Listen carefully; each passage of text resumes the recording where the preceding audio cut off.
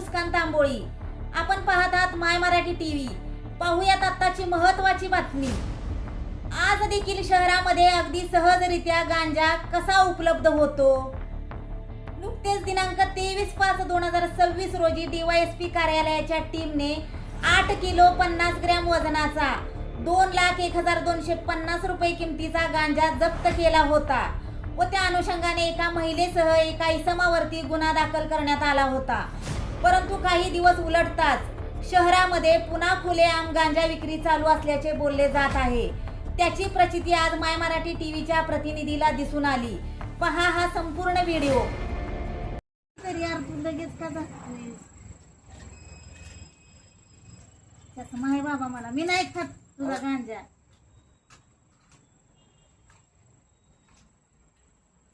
की झालाय की तो मऊ पडलाय की सिगरेट मध्ये घालून वडायचा. काय होतं त्यानं? काय भूक लागते. भूक लागते. कुठे मिळते? कुठे मिळते? कुठं आणला? मंडईत आणला. आता हे केवढ्याचा? एवढ्याचा 100 रुपयाला. अरे 100 रुपयाची चिकन हंडी खा की बाळा.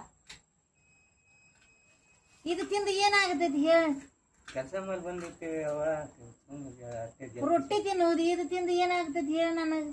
ನಿದ್ದೆ ಕೆಲಸ ಮಾಡಿ ನೆನಪಿವಿ ನಾವು. ಕೆಲಸ ಮಾಡೋಣ ನಿದ್ದೆ ಹತ್ತತಿ ಹೊಟ್ಟೆ ತುಂಬ ತಿನ್ನೋದು. ಮಂಡೈತ್ ಕೊಂದಿತ್ತ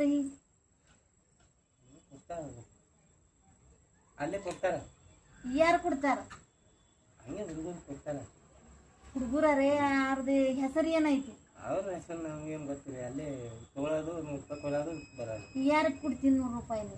ಅವರಿಗೆ ಹುಡುಗರಿಗೆ. अरे पण तू त्याचं नाव काहीतरी असेल का नाही? तुझ्याला 100 रुपये देतोस त्याचं नाव काहीतरी असेल का नाही? काय आहे सुभ्या म्हणून आहे. सुभाष.